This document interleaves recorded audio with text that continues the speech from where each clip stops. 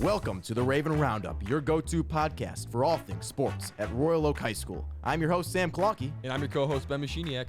Join us as we dive into the exhilarating world of Royal Oak High School sports, where we cover all of the amazing teams. That's right, Ben. Whether you're a dedicated fan cheering from the stands or a player on the field, this podcast is your backstage pass to latest updates, game highlights, and interviews with incredible Raven athletes and coaches. Well, welcome back into the studio for episode 10. Man, it's been a while. Yeah. We had a week off for winter break. And how was your winter break, really quick? It was good. I did not a whole bunch, but just hung out, Mm-hmm. Yeah, I just hung out. I went over to my uncle's. I helped him. We're demolishing his bathroom. He's going to build a new one, so yeah, it was good. Cool. What'd you do? Not much. No? But this weekend I was at the state conference Oh, for yeah. student that's council, right, and that's that right, was a good time, good weekend. And hey, Ben, we were talking about winter break. It's beautiful outside. Yeah. It is it's insane. not even winter. This is spring I'm break. sweating in this Me jacket. too. I should have wore shorts today. It is It's like toasty out there. Going to the driving range after this, so That's nice. it's beautiful. Yeah. All right, so welcome to episode 10 of the Raven Roundup, and we both appreciate you for being here today, whether you're watching us on YouTube or listening to us on Spotify or Apple Podcast. Yeah. Appreciate it big time. So last week, Sam had the chance to sit down with the bowling coach, Coach Milazzo, and Carter Harris and Oliver Harris. All right, so we're here with Coach Milazzo, head coach for the bowling team, and senior bowlers, Carter Harris and Oliver Harris. How you guys doing today? Doing great. How are you? Great. Thanks for coming on. We really appreciate it. I'm doing great today. I haven't been interviewed before. This is the first for me. All right. Same for me. I'm also doing pretty good today. All right, great. So, Carter and Oliver, when did you guys first start bowling? I started my sophomore year on the bowling team. I was looking for something to do in the winter, the COVID year or my freshman year. I didn't realize we had a bowling team, so then it became my sophomore year. I finally heard about the bowling team. Then I joined it that year. Then I just kind of stuck with it. And what about you, Carter? It's kind of a funny story because I didn't bowl my sophomore year like Oliver, but about February that year, he was like, yo, come to my birthday party. We're going bowling. And I was like, okay. So, I went there with my brother's bowling balls, had a pretty good time. They were like, you should join the bowling team.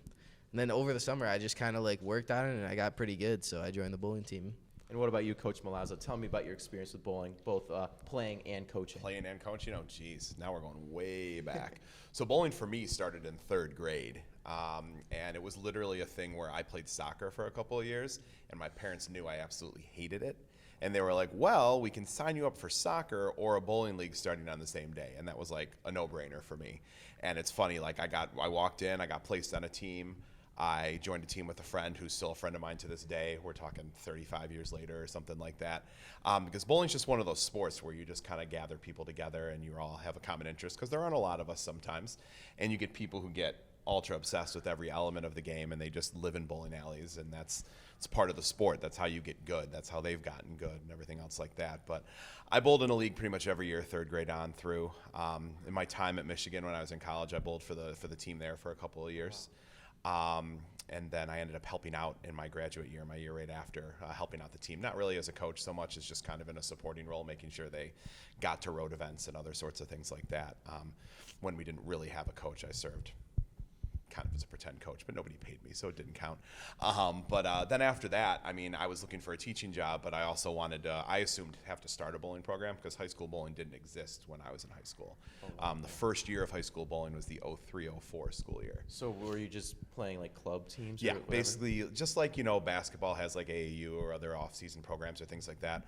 Most bowling alleys have a youth program that runs on weekends, weekly throughout the school year. So, I was bowling September to April every year, every Saturday morning.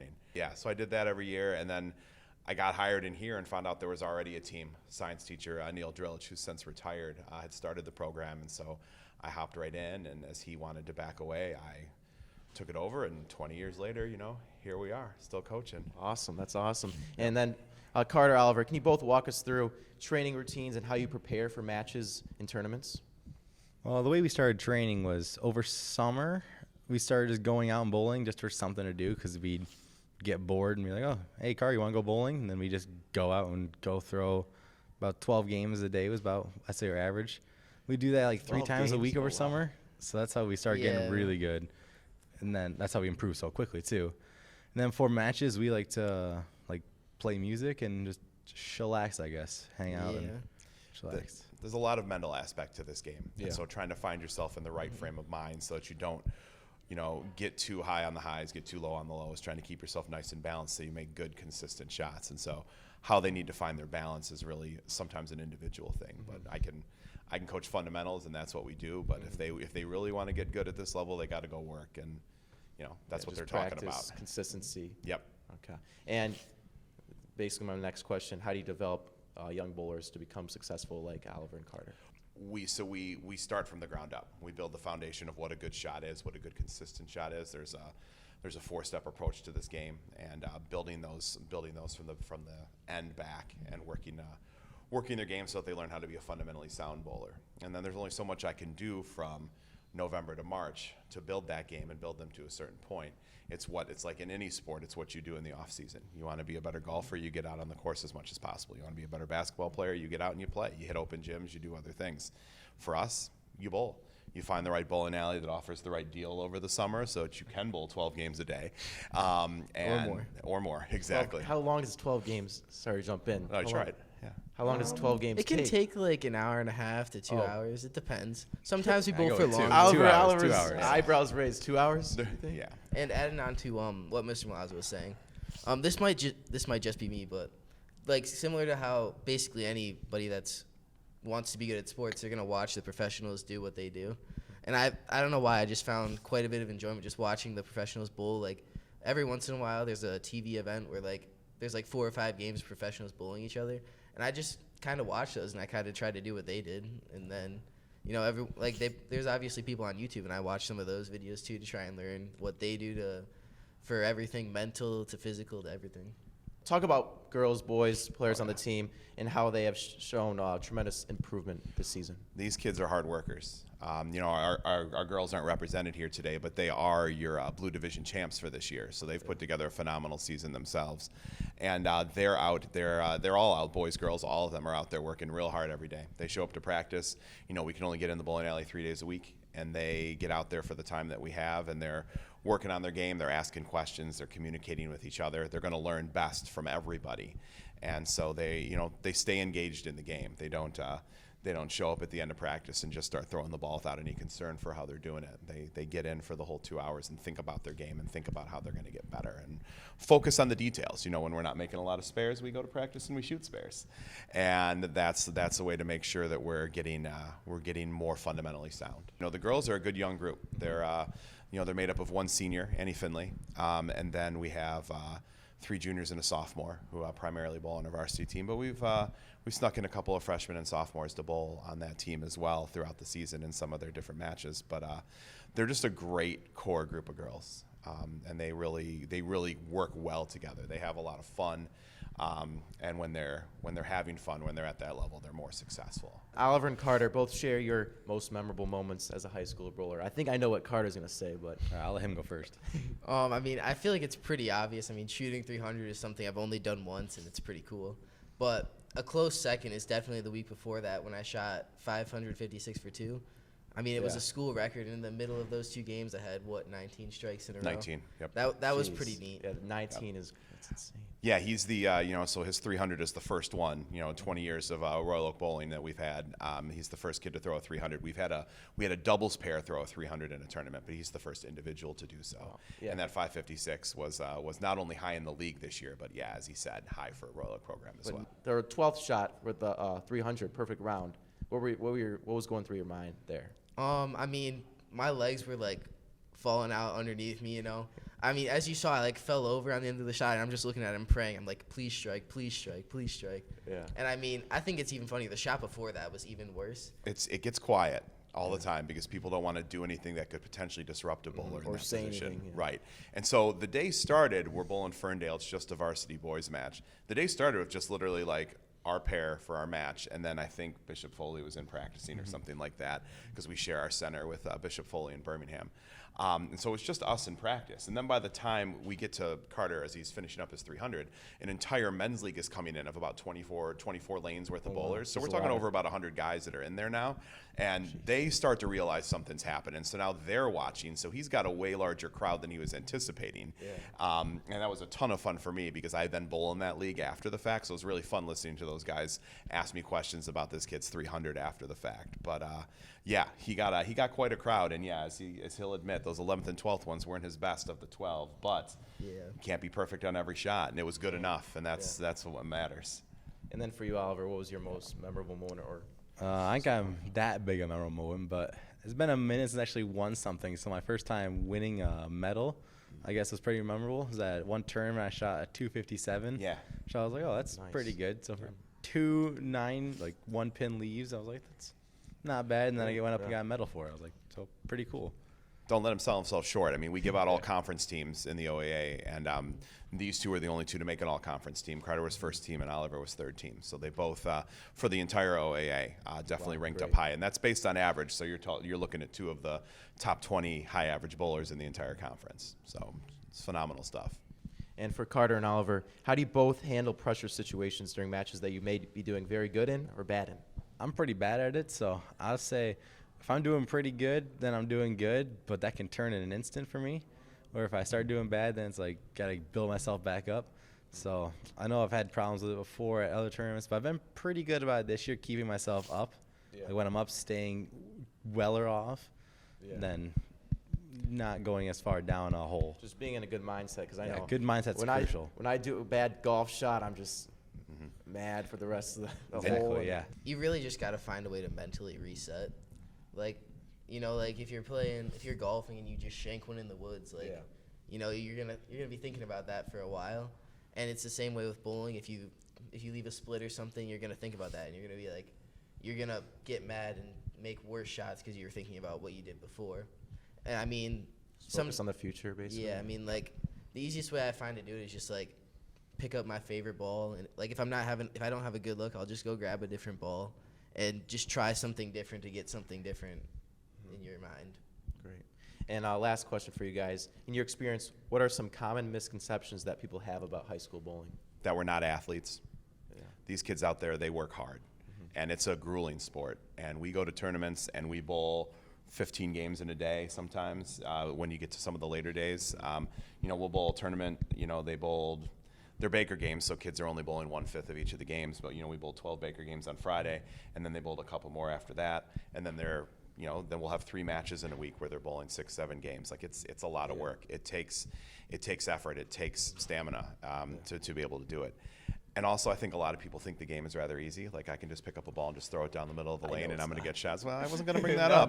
But they, and I think they just think, like, oh, I can just pick up a ball and just throw it, and I don't have to do much thinking. But that game is, you watch the pros on TV, they make it look easy, but they're working harder than you even know. This might just be my mom, but she always calls me a nerd because I bowl. I mean, it's kind of true, but It's a point of pride.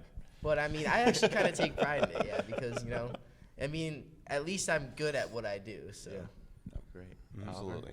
I think one common misconception is how much like math and science goes into bowling balls. Bowling balls, you have the outside of the bowling ball made up of some chemical formula. The inside is made up of some heavier object, densities change, and how it shapes, and it allows the ball to have different masses and hook more, and how the lanes laid out, what the chemical is on the lanes, and how everything kind of blends together. It's a giant physics problem, and that always makes kids mad because they're like, I didn't come here to do science. I'm like, well, sorry, it's part of the game. But yeah, no, there's a lot of that involved, and at least having a little understanding of it goes a long way. You don't have to fully understand every single corner of it, but it's a huge part of the game. That's a great point. It's been another great year of Royal Oak bowling. You know, I mentioned the girls were conference champs. The boys were tied at the top of the standings as conference champs. Everyone has put in a ton of work, and we have to outwork some of our opponents because we bowl teams where kids have a lot more experience coming into high school, and we come in and we show up in high school new to the game, and we work, and that's why we win, because we outwork people. Great. Well, thank you guys so much for coming on the Raven Roundup. We really appreciate it. Absolutely. Thank you so much. Thanks for having us. Thank you. Well, once again, thank you, Coach Milazzo and Carter Harris and Oliver Harris for the great interview. Yeah. We really It appreciate was a it. good interview. Thank you. And guys. then the team had the regionals this week. Right. For the postseason, the OAA tournament went well with both girls and boys qualifying for regionals. Awesome. And then how did regionals go, Ben? Well, Sam, both teams, they bowled their hearts out, but at the end, both teams did not qualify for the next round. Carter Harris led the boys, and Alice Mahar led the girls. Yep, and great job to all of the RO bowlers this year. Yeah. And then earlier this week, Ben actually got to sit down with figure skating athlete Yeah. at Royal Oak, Colin Bibbs. So just give me a little rundown on the sport. Like, how are things scored? Is it individual, team events? Just tell me a little bit about it. For sure. So it's really similar to track. There are a bunch of different events that you take part in across, different kind of moves, and each team sends in one skater, and they do that move, get judged, and the scores all add up to get first, second, third, so on for each event, and then that gets added up for the entire competition. Competition gets added up, and then that's for the entire season. Top 2 teams from each division go to states. Usually about 60 for the entire state go to states. And then, it's out there. It's pretty similar from there. Okay. At states, there are individual events that are like your competition program, Yeah. doing different, slightly different moves you can do. You can kind of change it up. You talk to your team, kind of a little strategy of what works better, what your team's better at. So tell me a little bit about your background. Like, how'd you get into this? Yeah, for sure. So when I was in kindergarten, my friend Carson played hockey, and he really wanted me to join. So he took me to a few skates, learned, and I played hockey for a few years. And I really enjoyed the skating aspect of it more than, the actual Yeah. shooting. Yeah. Still like to hit people, but it was more the skating, and I found figure skating and being able to do something that's a little different. It's more artistic, but also it uses different parts of your body that you normally don't use. So you guys are combined with Ferndale and Berkeley. Tell me what it's like Yeah. being the only athlete from Royal Oak on that team. So it's definitely weird. A lot of my friends that are on the team, aren't from the school, so I don't normally see them. I Yeah. usually only see them at competitions and at practices. So it's definitely weird in that way, but also it's cool because, you get to come together.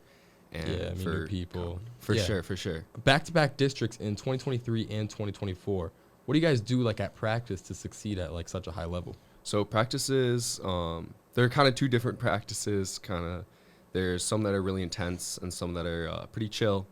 The more intense ones, we're going 10 laps around in under 2 minutes. So that's 15 seconds per lap. Yeah. And it gets pretty sweaty in there, but and then there's the chill practices that are more laid back, kind of focused on building your mental capacity up, of kind of getting in your groove, not stressing too much. Right. But yeah, pretty fun. Yeah. Thank you so much for coming on. Of course, thank you. Yeah.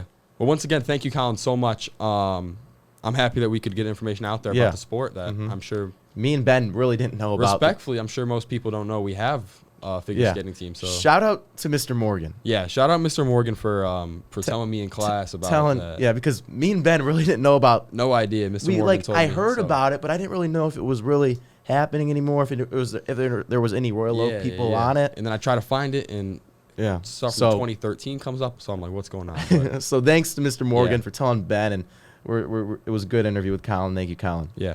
So last week, the boys swim and dive team, they beat Clarkson 440 to 427 to win the league.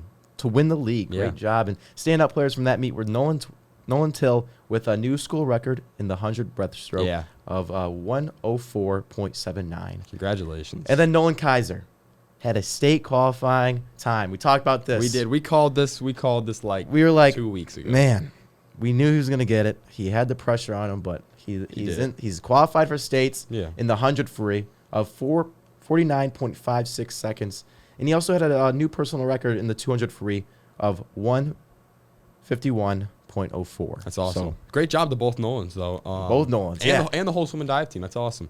yeah, winning the league, and he's off the state championship. State school record. Yeah, it's awesome. For girls basketball, last week they had 3 games. In their first game on Monday, they lost to Clarkson with a final score of 50-33. The standout players from that game were Anna Waterstreet, who had 9 points and 3 rebounds. Lucy Freytag had 7 points and 2 steals. Maddie Lawrence had 7 points, and Megan Hahn had 5 rebounds. And then on Wednesday, the girls beat Harper Woods in overtime with a final score of 49-43. And standout players from that game were Lucy Freytag, had a huge game with 17 points and 3 steals. Anna Waterstreet with 11 points. Emily Austin with 9 points and 3 blocks. Megan Hahn with 7 points, 7 rebounds, and 3 steals. And also, congratulations to Anna Waterstreet. She committed to Alma College for soccer and basketball. Yeah, so that's awesome. Dual sport athlete. plus college studying. Oh, my gosh. She's going to be busy like crazy. Oh, my gosh. There's an ant on this table. Oh, wow. Well, we have a friend here today. an ant. I don't know where these ants are coming from. It's kind of, hopefully there's no food anywhere. I don't know. But, hey, we have an ant, and he's joining us. What should we name him? Raven the Ant? Yeah, sure. What? Ant the Raven? Yeah, All right. something like, I don't know. What was their next game of the week, Ben? So following the game on Wednesday, the girls took on Birmingham Groves and lost with the final score of 46-42. RGB is now 14-6 and 5-4 in the OAA White. And this week, the girls have 2 games. By the time you're listening to this episode, they will already have played North Farmington on Tuesday. And then on Thursday, the girls have a home game against Notre Dame Prep at 7 p.m. This Thursday is also senior night for ROGB, so go support your seniors. Yeah. Good luck this week, girls. Yeah. Boys basketball. Yeah. So last week, the boys basketball team had their last regular season game, and it was senior night. So special shout out to all of the seniors, Camden Clark, Ryan Lassner, Luke Lizak, Drew Bates, and Eddie Skaleski. The game was against Rochester Falcon. The game was against the Rochester Falcons, and the boys lost with a final score of 48-30. Standout players include Camden Clark had 9 points, and Eddie Skaleski and Luke Lizak both added 7. And then also, Camden Clark became the all-time leading scorer for the Royal Oak Ravens basketball team. He beat Dylan Hoffman's record by 1 point to make it him the all-time leading scorer. That's awesome. They were teammates for 3 years. And Dylan beat it last year. Yeah, so And didn't have the record for long. Camden got but the job done in the last regular game, season because, I mean, he could have got it in the Oak Park game. does it count? But does it really? It's not. It's better if you got it in the regular season, and he did. And they had a nice little ceremony with a plaque, a picture. Yeah. They stopped the game right in the middle of the game when they did it and presented him that, and that was really cool. That's so sweet.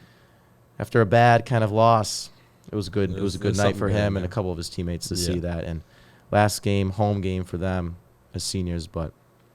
There's something good out of it. And then yesterday, the boys basketball team took on Oak Park in the first round of districts. And unfortunately, their season ended last night with a final score of 51-26. So Unified Basketball, last week, we had one game on Friday against Groves, and unfortunately lost. But we will be back and ready to go this week. What do we got this week, Ben? So this week, the Unified team has one game on Thursday against Avondale at home at 4:30. This is also senior night, so come support your beloved Unified seniors. Oh, yeah. These seniors include Jesse, Devin, Marshall, Natalie, Sarah, Daniel, Badula, Raquel, Mason, Maggie, Victoria, Jordan, Anna, Kirsten, and the host, Sam Clarkey. So excited, and come support. Yeah, It will be that's awesome. much appreciated. So the M1 Griffins, last week the M1 Griffins took on Lake Area United and won with a final score of 4-1. And there was one RO goal by freshman Keeson Greiner. This Wednesday, the Griffins are taking on Catholic Central in the regional final at 6 p.m. at John Lindell Wednesday. So Good luck to them. Yeah, I got us winning by a mile. It's just so like. It's going to be a challenge. Thank you for listening to episode 10 of the Raven Roundup. We hope that you were able to get all the updates on the winter sports season, along with a wonderful chat with bowling coach Milazzo and seniors Carter Harris and Oliver Harris. And next week on the Raven Roundup, there's ants crawling everywhere. Where do you see them? There's one ant right there. There's 2 ants, I think. Let's get out of here. 2 ants. And next week on the Raven Roundup, we'll be having the athletic trainer, Clarissa, and her co-op assistant, Riley Cook. Once again, thank you for listening and watching us on the Raven Roundup, all the amazing Raven teams. I'm your host, Sam Klonke. I'm your co-host, Ben Machiniak. We will see you all next week on the Raven Roundup. But for now, remember that it's a great day to be a Raven. Stay safe.